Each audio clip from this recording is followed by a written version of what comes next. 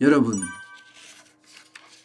얼마 전에 롯데가 백화점부터 시작해서 대형마트, 슈퍼 할 것 없이 제대로 안 되는 곳, 매출이 제대로 일어나지도 않고 이익이 제대로 안 되는 곳 200곳을 폐쇄하겠다고 발표를 했었잖아요.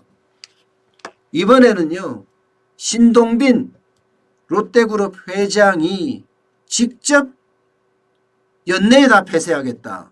이렇게까지 강조했습니다. 연내에 다 폐쇄하겠다. 백화점이나 양판점, 대형마트, 슈퍼까지 말입니다. 그것도 200곳을.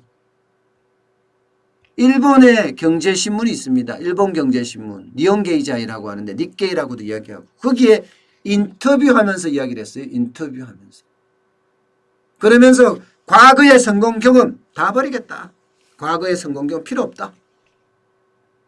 이제는 온라인 디지털로 하겠다. 이렇게 선언을 한 거예요. 문제는요. 이렇게 만약에 줄어들 경우 실제 주력 산업들 다 줄입니다. 백화점 생산성이 없으면 20% 자르고요. 20% 폐쇄하고요. 대형마트 마찬가지 폐쇄하고요. 전문점 폐쇄합니다. 이렇게 되면 여러분 슈퍼는 539곳이거든요. 여기에 20%면 엄청나죠. 그죠? 뭐 단순하게 계산해도 얼마예요? 536곳입니다. 여기에 20곳이. 20%. 양판점도 마찬가지 591곳 중에 20%입니다. 백화점은 71곳이 있거든요. 여기 5곳 폐쇄한다는 거 아니에요. 5곳. 지금까지는 수년 내에 점포 정리, 순차적으로 정리한다고 그런 이야기가 나왔었는데 그게 아니라 연내에 폐쇄하겠다. 한국 내 점포 200곳 연내 폐쇄하겠다 이야기했습니다. 신동빈 롯데그룹 회장이 말입니다. 여러분 이렇게 되면요. 이 파장이 엄청납니다. 파장이. 200곳이 있는 곳을 생각해 보자고요. 전국에 200곳이 다 골고루 깔려 있을 거 아니에요. 사실 대형마트 하나가 들어오면요. 그 지역 상권이 살아요. 그 대형마트 때문에 말입니다. 기본적으로는요. 그 대형마트를 중심으로 해서 상권이 하나 형성이 되거든요. 외식업, 밥집부터 시작해서 맛집, 카페 뭐 할 것 없이 쭉 들어옵니다. 예. 그리고 많이 들어오고 상권이 형성되니까 부동산 가격도 쭉 올라가요. 그런데 만약에 그 대형마트가 바로 그냥 문을 닫는다 이러면요. 보세요.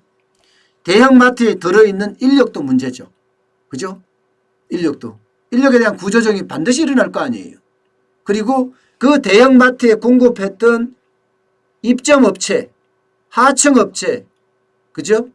그 다음에 생산업체까지 다 아작납니다.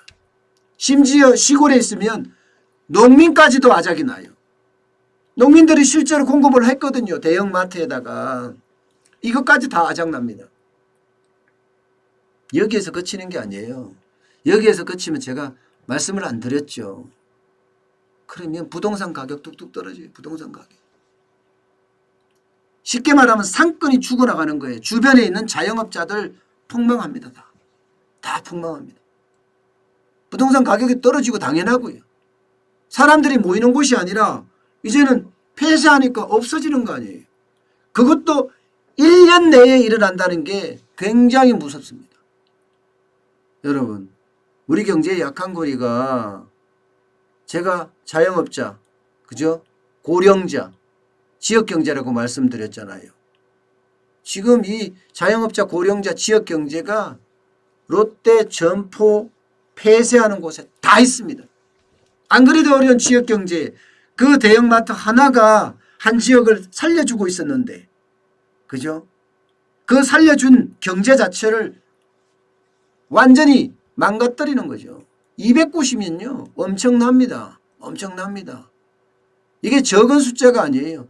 롯데도 계속 적자가 나니까 사실 지난 5년간 롯데쇼핑 영업이익이 3분의 1로 뚝 떨어졌어요. 3분의 1로. 그러니 문을 닫을 수밖에 없지요. 롯데 심정 이해할 수 있습니다. 정부의 정책, 소득 주도의 성장 정책 너무 세게 했잖아요. 한꺼번에 최저임금 30% 팡팡 올라가, 주 52시간제 도입돼, 세제 혜택 팍 줄여, 부동산세 올려, 여기에다가 마지막 한 방 또 있잖아요. 비정규직계 정규직화 시켜라. 그러니 살아날 수 있냐 이거죠. 살아날 수 있냐. 지금 롯데 신동빈 회장 이 이야기, 제가 지금 했던 이야기를 하고 싶을 거예요. 부동산 세금 엄청 올라서요.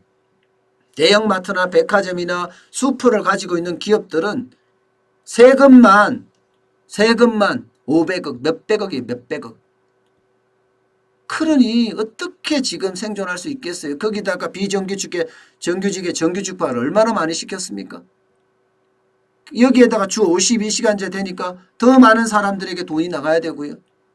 최저임금은요. 그렇다고 뭐 법인세를 낮춰줬습니까? 그렇지 않잖아요. 이런 말을 하고 싶을 거예요. 아마.